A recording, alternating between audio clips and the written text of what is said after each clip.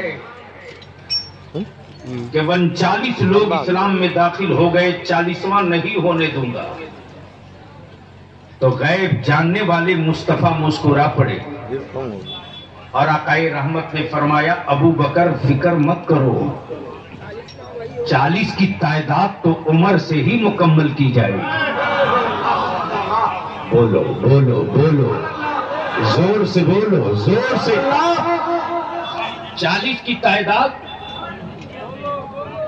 उमर से ही पूरी की जाएगी। तब झगड़ा मत करना किसी से, 40वां पार। लड़ाई मत करना किसी से, 40वां पार। अगर कोई 40वां की मुखालिफत करे तो समझ लेना उमर के पुराने दीन पर है ये, और जब 40वें की हिमायत करने लगे तो समझ लेना उमर के दूसरे दीन पर है।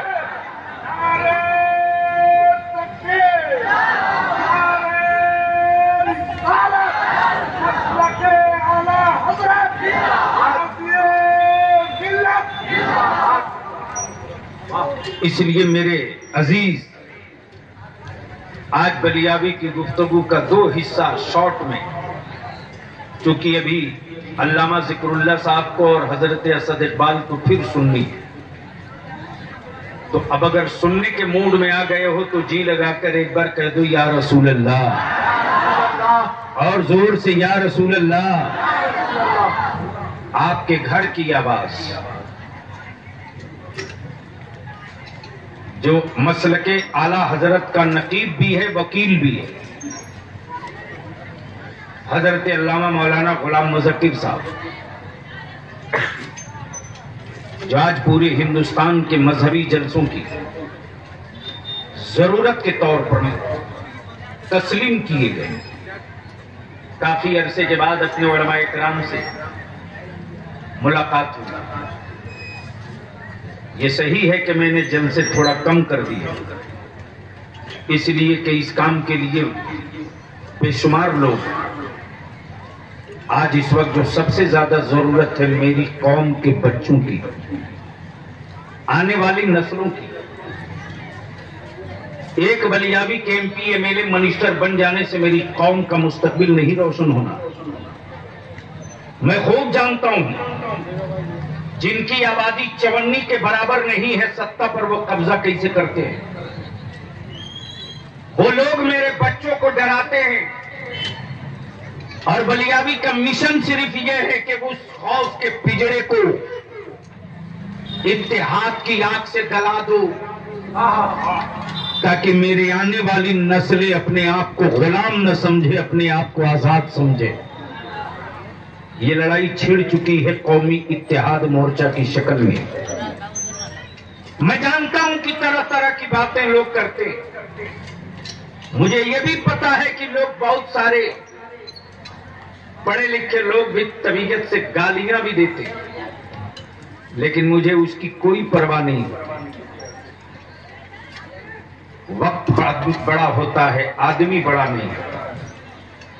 हाँ, ये जरूर है कि बलियावी की टोपी और दाढ़ी और पार्लियामेंट और असेंबली में मसलके आला हजरत सुना नहीं जाता है, लेकिन किसी की छाती फटती है तो फटते रहे। मसलके आला हजरत तो बलियावी की आखिरत की पूंजी है, ये नारा लगते रहे।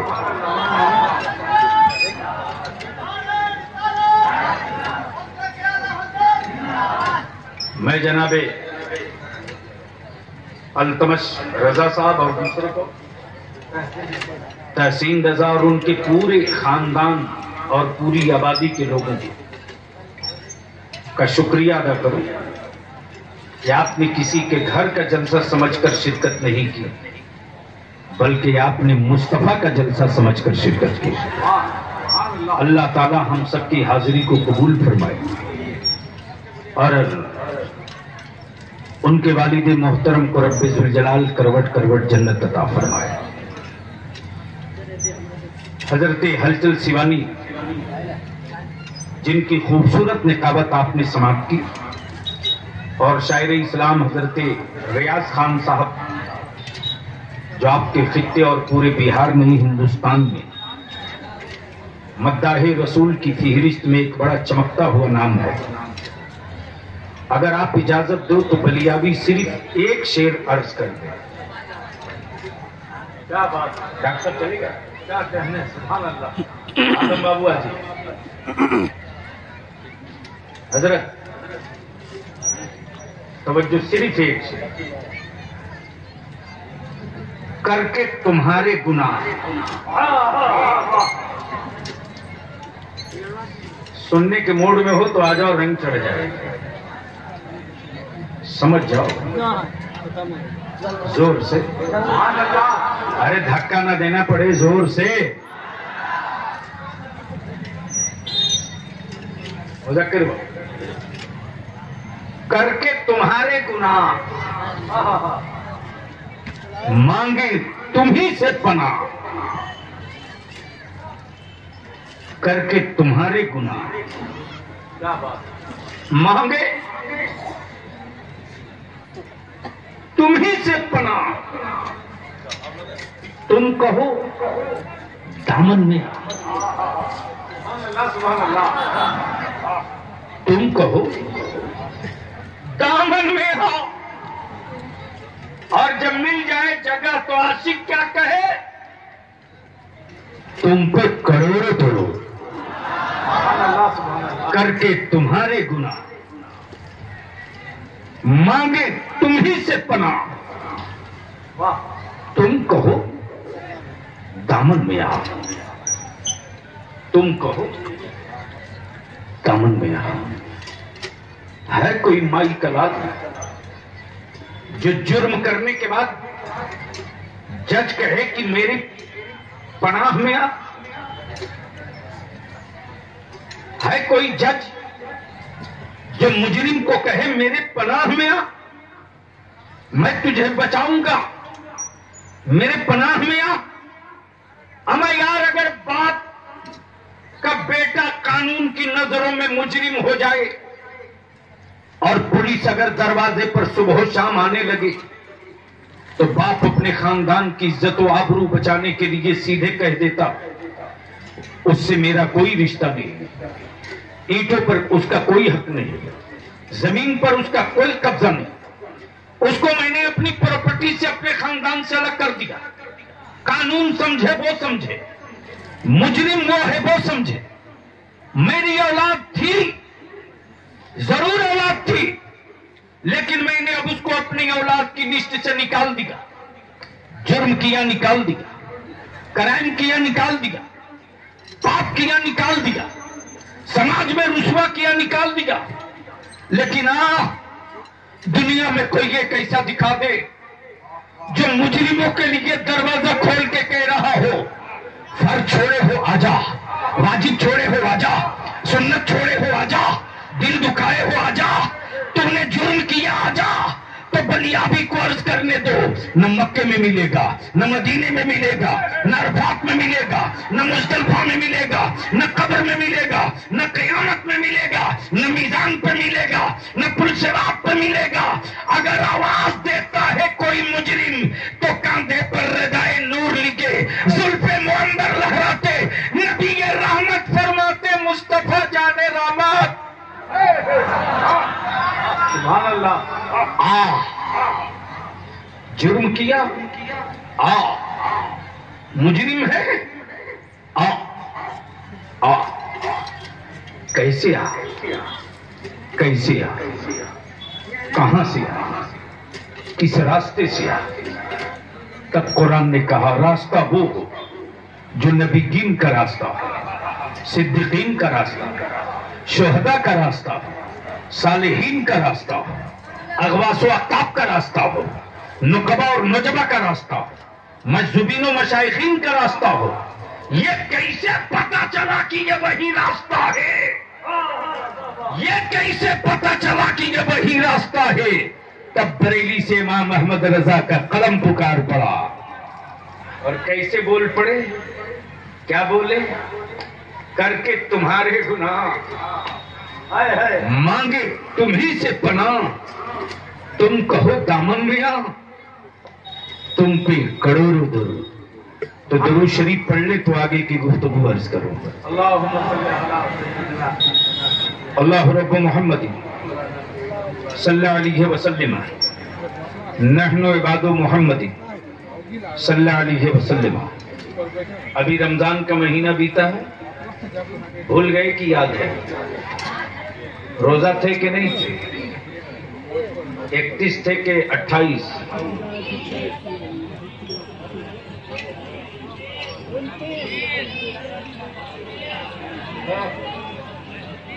उनतीस 30 पर टाका भिड़ा हुआ। अच्छा, 29 तारीख को चांद देखे थे कि नहीं? मौसम नहीं। बरकैफ तरावी भी पड़े होंगे, तरावी भी पड़े होंगे, रोजा भी रखे होंगे, फिर आपने ईद उल फित्र की नमाज भी अदा। मौलाना गुलाम मुज़क्किर साहब, मैं जल्दी किसी को ईद की मुबारकबाद नहीं करता। एक साहब ने हमसे कहा कि आप कितने बड़े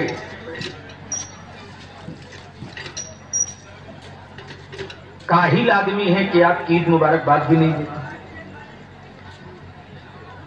मैंने कहा यार, अपना अपना नेचर और अपनी अपनी सोच है।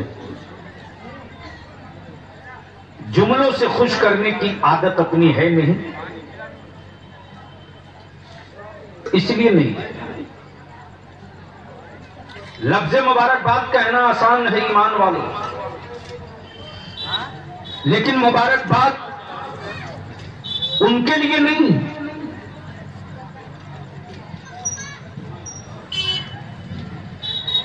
जिनको खुद ही पता नहीं कि मेरा रोजा कबूल हुआ कि नहीं हुआ। अरे मुबारकबाद तो उनके लिए है जिन्हें यकीन हो गया कि मेरा रब मेरा रोजा कबूल कर दिया,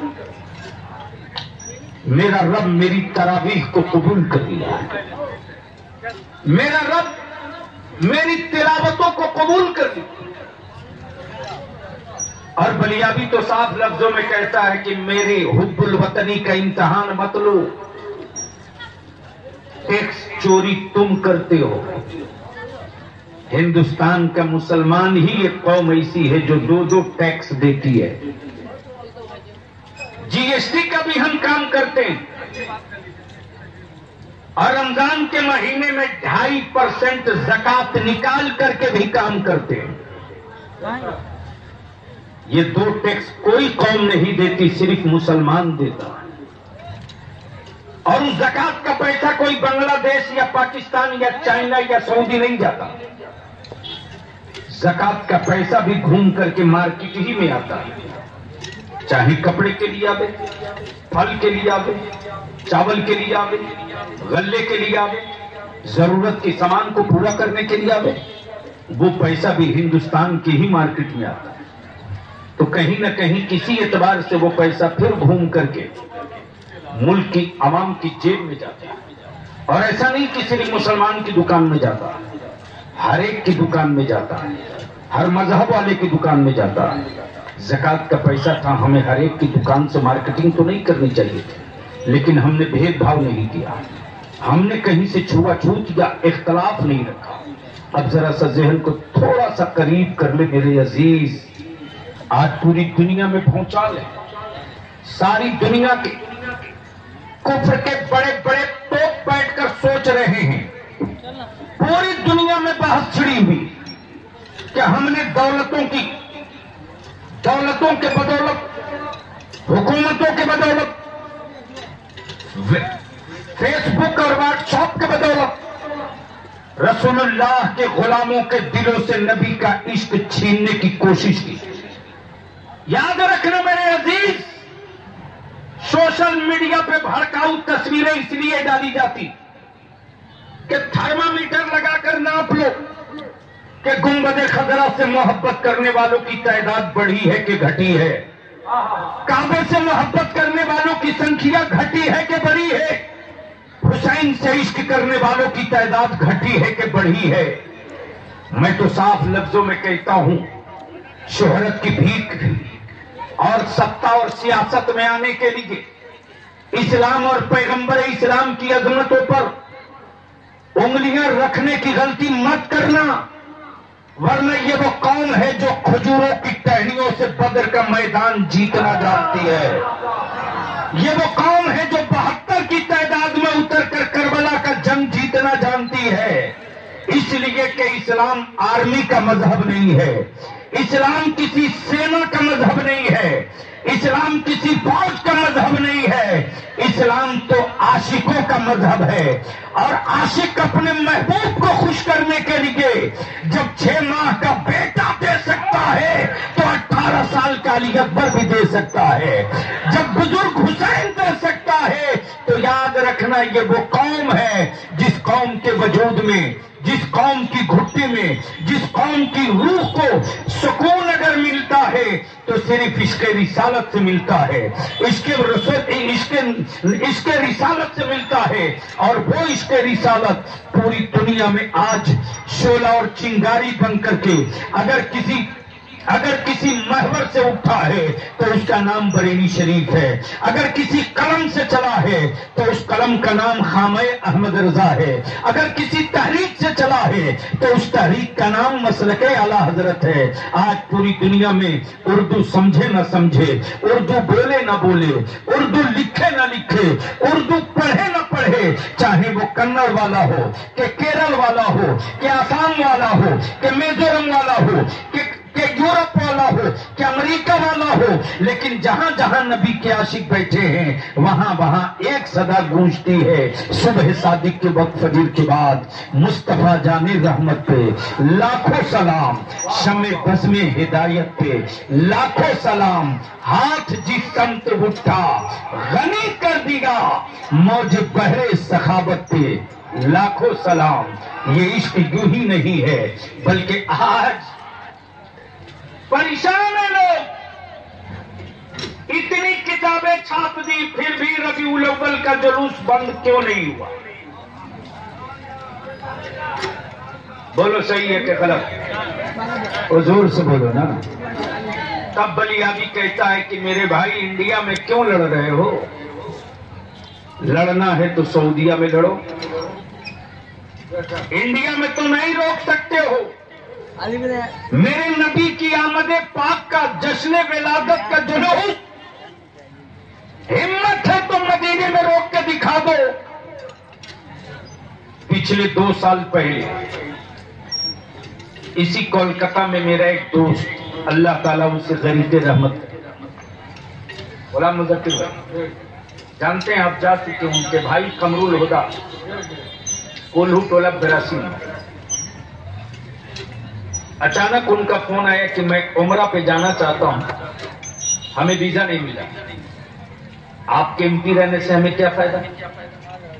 मैंने कहा यार क्यों घबरा गए हो, जब मदीने की सरकार से बुलावा आ जाएगा ना तो याद रखना दुनिया की कोई हुकूमत तुझे रोक नहीं सकती। मैंने कहा 1 घंटे का मौका तो दो मेरे भाई। निकला पार्लियामेंट से बाहर, मैंने अपने पीए से कहा कि जरा सऊदी एम्बेसी को लगाओ, तो उसका ओएसडी आएगा लाइन पर तो बोलना आपसे नहीं, सफीर से यानी एम्बेसडर से बात करेंगे।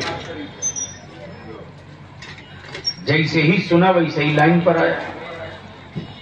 मैंने कहा मिस्टर एम्बेसडर ये बता दो कि इस महीने में कितना वीजा लगा है उमरा के लिए? उसने कहा जनाब 2 लाख 2.5 लाख लोग जा चुके हैं और तकरीबन 2.25 लाख लोगों का वीजा मेरे टेबल पे रखा हुआ है, पासपोर्ट। मैंने गवर्नमेंट ऑफ सऊदी अरबिया को मैसेज दिया है कि और कितने को हम छोड़ सकते हैं यहां से। मैंने कहा मिस्टर एम्बेसडर ये बताओ, ये हज का मौसम तो है नहीं, फिर हिंदुस्तान से लोग इस महीने में इतना क्यों जा रहे हैं मक्का और मदीना शरीफ? जवाब सुनिए। बरजस्ता उसने कहा बलियाबी साहब आप तो बरेलवी हैं, मैंने कहा इस पर तो हमें फख्र है कि मैं बरेलवी हूं, लेकिन ये तो समझाना पड़ेगा कि यह हज का मौसम नहीं, फिर इतने लोग क्यों जा रहे हैं। उसने जवाब दिया, जनाब मालूम है कि नहीं कि ये 12 रबीउल अव्वल का महीना। बोल दो यारो, जोर से जोर से। मैंने कहा 12 रबीउल अव्वल से क्या रिश्ता है? हक वो है जो सर चढ़ के बोले। डॉक्टर मुमताज साहब, सऊदी सफीर ने बरजस्ता का बलियावी साहब, हिंदुस्तान में के बरेली में आला हजरत इमाम अहमद रजा ने जो इश्क का चिराग जलाया था, उस चिराग के उजाले को उन्हीं के खानदान के अख्तर रजा ने सऊदिया के घर घर में इतना पहुंचा दिया है कि अब हर घर से 12 रबीउल नूर को यह सदा गूंजती है, सरकार की आमद। तब मैंने कहा हिम्मत है तो रोक लो, रोक लो। हैरत है साहब, हमने एक हरे रंग का झंडा क्या बांध दिया, जैसे लगे कि जमीन फट जाए, आसमान टूट जाए। अगर नबी के नाम का झंडा अगर बर्दाश्त नहीं तो याद रखना, कब्र में मुस्तफा ने यह कहकर रुख फेर लिया कि जब ये मेरी आमद की खुशी का झंडा इसको कबूल नहीं तो इसकी सूरत में कैसे कबूल करूं। करके तुम्हारे गुनाह मांगे तुम ही से पनाह। अब अगर इजाजत दो तो सिर्फ एक बात अर्ज कर दो, सुनना चाहेंगे तो मोहब्बत से बोल दो और जोर से। ज्यादा देर बोल दिया नहीं, और लोगों को बुलवा ली, किसी का टाइम नहीं वेस्ट होना चाहिए। सब हमारे मेहमान हैं। असद इकबाल साहब को भी एक राउंड ऑफ पढ़ना और हजरत खतीब अहले सुन्नत मौलाना जिक्रुल्लाह साहब बरेली शरीफ से आ रहे हैं, 800 किलोमीटर का सफर करके, उनकी भी गुफ्तगू सुननी है। बस एक आखिरी बात अर्ज कर दूं, उससे पहले जी लगाकर एक बार मोहब्बत से कह दो सुभान अल्लाह। आजकल हमारे बच्चों को लोगों ने लावारिस समझ लिया है। डॉक्टर साहब जिसे देखो वही हमारे बच्चों को डराता।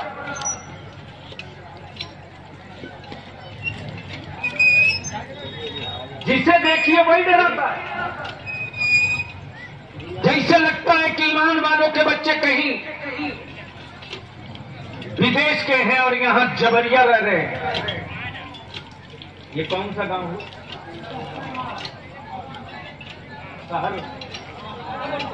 सहसरमा। अल्लाह ताला सबकी कमाइयों में बरकतें अता फरमाए। एक बात मैं पूछूं, जो मेरे साथ बीता नहीं, जो मैं देख रहा हूं, मालूम है आपको बिहार में मुसलमानों ने कितनी जमीन बेची है 2016 और 17 में? पता है? अरे बोलो ना। और आपने पता करने की भी कोशिश नहीं की, इसलिए कि आपको क्या मतलब है किसी से।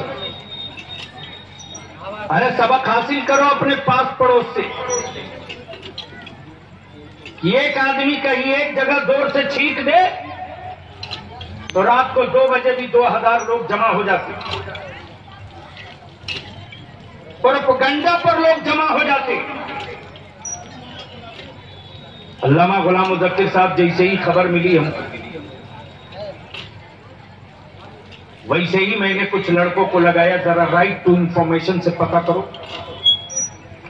हर जिला और अंचल के रजिस्ट्री ऑफिस में डलवाया। 2016 और 17 में बिहार में मुसलमानों ने जानते हैं कितनी की जमीन बेचा है? 700 करोड़ की। कितने की? होश उड़ गए मेरे। क्या हो गया मुसलमानों को? क्या जमीन बिक रही है? कहां जाएंगे कल मेरे बच्चे? किस सड़क के किनारे झोपड़ी डालकर जिएंगे हमारे बच्चे? पता करो कहीं ऐसा तो नहीं कि कम जमीन महंगी बेचकर ज्यादा सस्ती जमीन ज्यादा खरीदा हो। जरा पता करो। मालूम हुआ जमीन नहीं खरीदे, जमीन बेचकर मुसलमानों ने अपनी बेटियों की शादी की। अगर जमीर मरा नहीं है तो सोचना। ढेर आदमी मर गए, चीख कर मैं भी मरूंगा। खूब नारे लगे, जलसों में लगते रहेंगे, लेकिन अगर अपने आप में तब्दीली नहीं लाए आप, तो याद रखना 40 साल के बाद हमारे बच्चों को जानवर से भी बदतर समझा जाएगा। मुर्गी की कीमत लगती है, मुसलमान के वोट की कीमत नहीं लगती। इसलिए कि लोगों ने समझ लिया है कि ये तो विकलांग हो चुका है, जाएगा कहां? ये तो मफलूज है, जाएगा कहां? दलित को घेर कर रखो, भाग जाएगा। अन्य सबको घेर कर रखो, भाग जाएगा। मुसलमान को घेर कर रखने की कोई जरूरत नहीं, ये कहां जाएगा? ढेर आदमी मर चुका, मैं भी मरूंगा। अब तो कब्र की मिट्टी इंतजार कर रही है, कब किस वक्त क्या होगा मेरा रब जाने। लेकिन एक ही इल्तिजा रहती है, मेरे मौला आखिरी हिचकी आवे तो ईमान पर, और आखिरी सांस रुक सको तो मसलक के आला हजरत। ये मताई निजात थे मेरा। जब पता किया कि ये पैसे कहां बेटियों की शादी में खर्च, मैं पूछता क्या यही दिन देखने के लिए अब मेरी बेटियां जिंदा रहेंगी? क्या कभी अपने जमीर से पूछने की कोशिश की आपने? बेटी वाले जो तूने गांव सजाया, कई तरह के खाने का दस्तरखान लगाया, तुमने कर्ज लेकर लगाया है या जमीन बेचकर इंतजाम किया है? मैं पूछता हूं गरीब बाप की बेटियों का जमीन बेचवा कर बिरयानी खाने वालों, जब जमीनें बिक जाएंगी और रोड के किनारे जब हमारे बच्चे प्लास्टिक की पन्नी में जिएंगे, तो आज मुंबई हो, कोलकाता हो, दिल्ली हो, आगरा हो, हरियाणा हो, पंजाब हो, जब किसी छप्पर और झोपड़ी में टोपी और दाढ़ी वाले को कुछ लोग देखते हैं तो वो सीधे कहते हैं ये बांग्लादेशी है, ये रोहिंग्या का है, ये बांग्लादेशी है।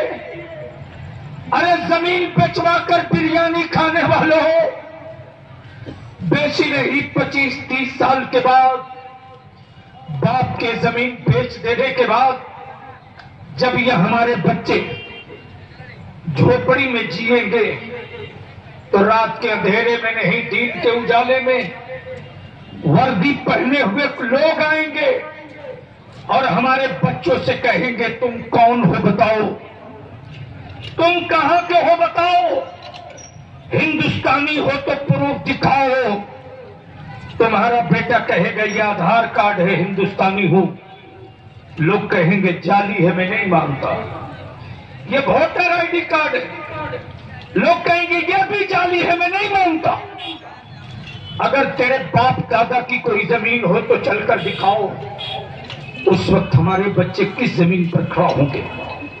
उस वक्त हमारे बच्चे किस जमीन पर खड़ा होंगे और कहेंगे ये जमीन मेरी है।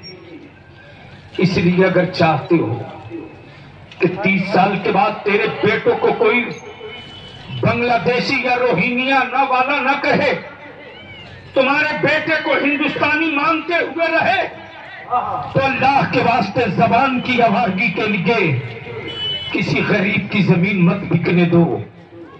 और अगर इस काम को करने की तमन्ना हो तो मालदारों, गरीबों को मत बुलाओ, हवेली वालों, छप्पर वालों को मत बुलाओ। अगर इस काम को जमीन पर उतारना चाहते हो तो इस इलाके के सेठों, आप एक जगह जमा हो जाओ और सारे सेठ मिलकर तय कर लो। अल्लाह ने दौलत दी है उसका शुक्र है, अल्लाह ने पैसा दिया उसका एहसान है। ए मेरे परवरदिगार, ये दौलत मुझे कहीं गुमराही के राह पे न डाल दे, ये दौलत कहीं किसी गरीब बाप की बेटी का मजाक उड़ाने का जरिया न बन जाए। सारे दौलतमंदों एक जगह जमा हो जाओ और दौलतमंदों एक नक्शा बना दो कि हमारी बेटी की बारात की शान से आएगी और हमारे बेटे की बारात की शान से जाएगी और हम वलीमा की शान से करेंगे। वलीमा सुन्नत है, शान से वलीमा करो, शौक से वलीमा करो। लेकिन अगर दौलतमंद उतर जाए इसको मिटाने के लिए और सिर्फ एक काम कर ले कि अपने बेटे का निकाह किसी बड़े फार्म हाउस और किसी बड़े होटल में न करके बल्कि पूरे इलाके के अमीर और गरीबों को इकट्ठा करके कहे, देख अल्लाह ने दौलत दी है, जरूर दी, उसका एहसान है, लेकिन मैं अपनी दौलत के सिक्कों से अपने पड़ोस के गरीब की बेटी का मजाक नहीं उड़ने दूं। देख मैं मस्जिद में निकाह कर रहा हूं पैसे वाला होकर के, और अगर पैसे वाले अपने बेटों का निकाह जिस दिन मस्जिदों में शुरू कर देंगे उस दिन इस्लाम की बेटियां समाज में बाप के कंधे पर बोझ नहीं बनेगी, इस्लाम की जरूरत बन जाएगी। तब कोई मोदी हो के मोटा हो, 56 के पेट वाला हो कि छाती वाला, किसी की मैया ने दूध नहीं पिलाई कि मेरी बेटियों की अजमत की तरफ उंगलियां उठा दे। एक उंगली उठाएगा तो सैयदा फातिमा की हया की चादर ओढ़े, फातिमा की कनीजों के बेटे रन में उतर कर बोल पड़ेंगे, मेरी माँ ने मुझे बहुत दूध पिलाया है, पिस्तान माँ का था, मुंह मेरा था, लेकिन मेरी माँ की जबान दरूद पड़ रही थी, दूध मैं था।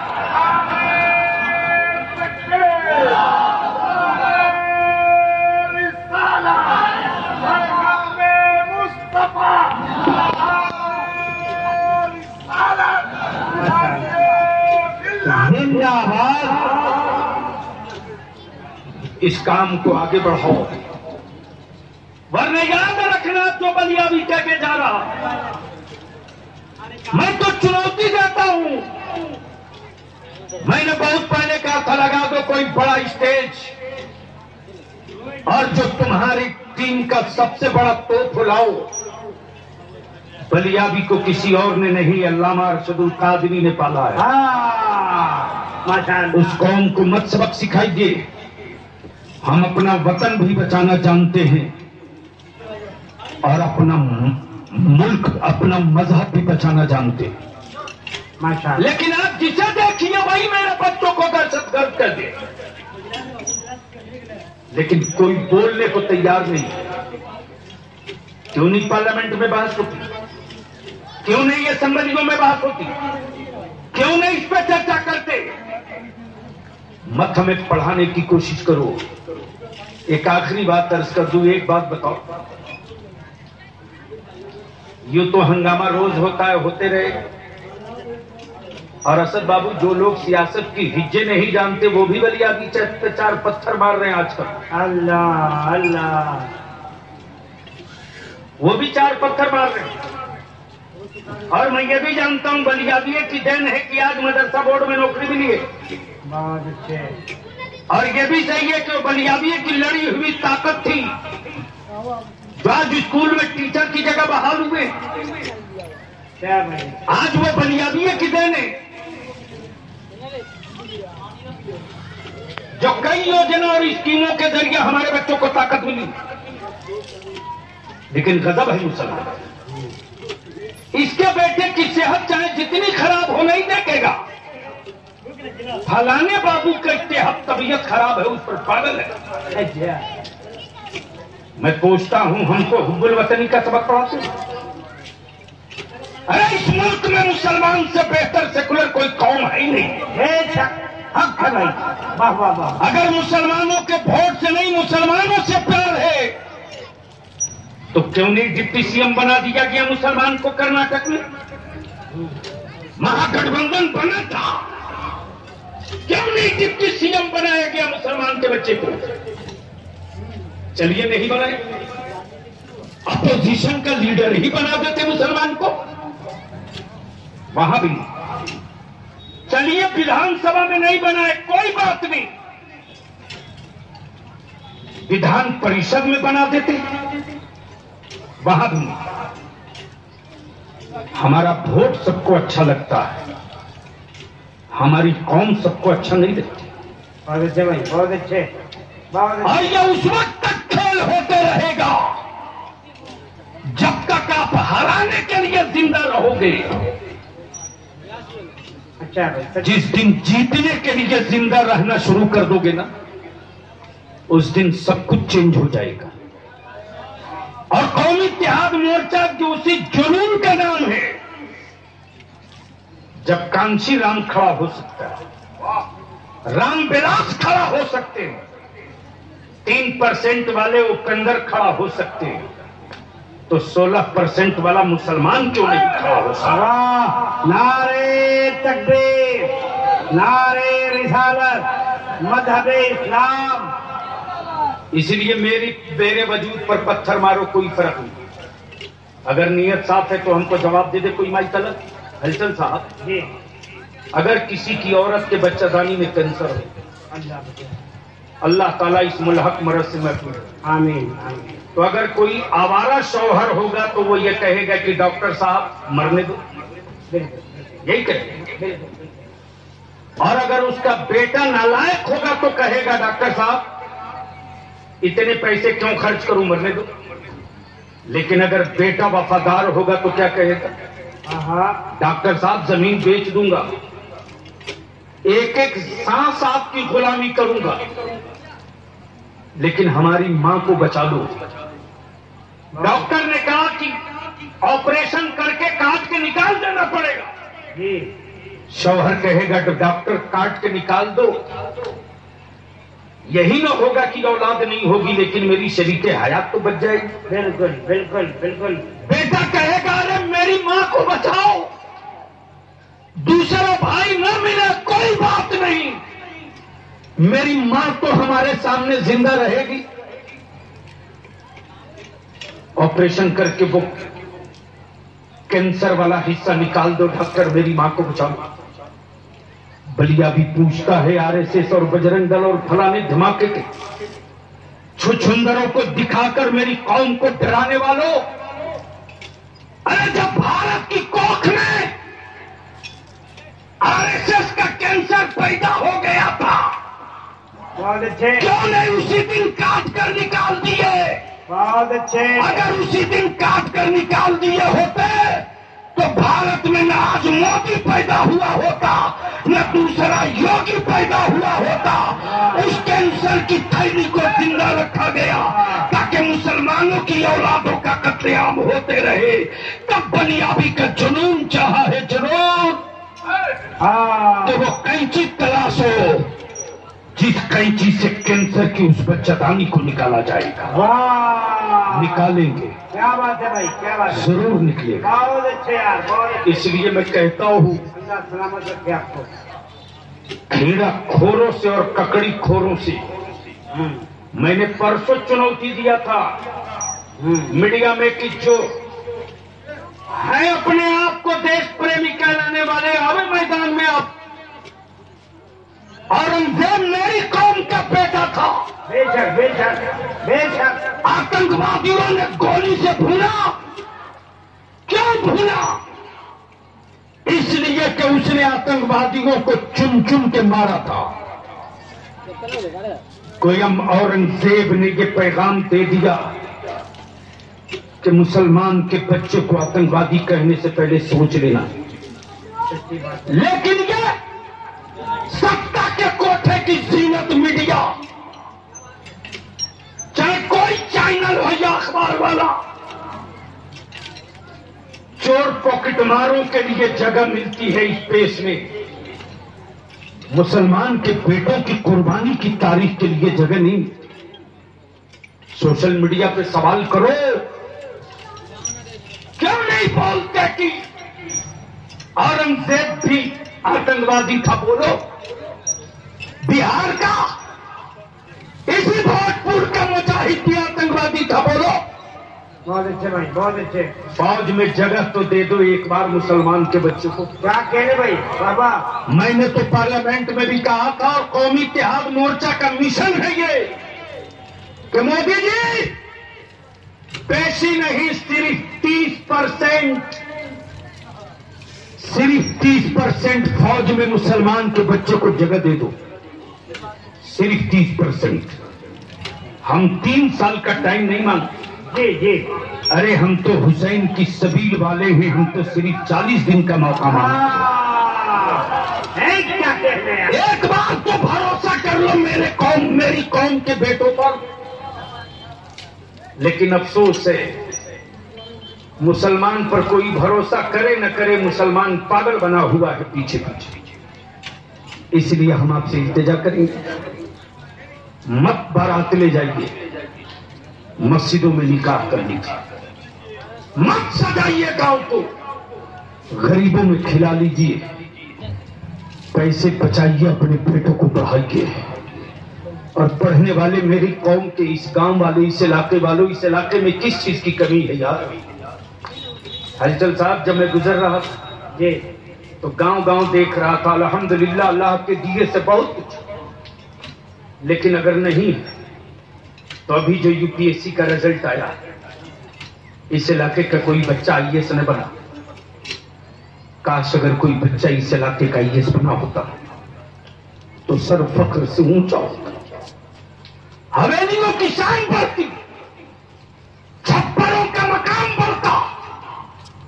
कब तक भीख मांगोगे हुकूमत वालों से?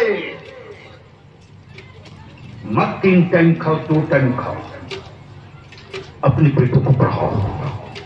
और पढ़ने वाले अजीज इतनी मेहनत करके पढ़ो कि तेरा दुश्मन तेरा नंबर काटते काटते थक जाए, फिर भी तेरे तलबे तक न पहुंच सके।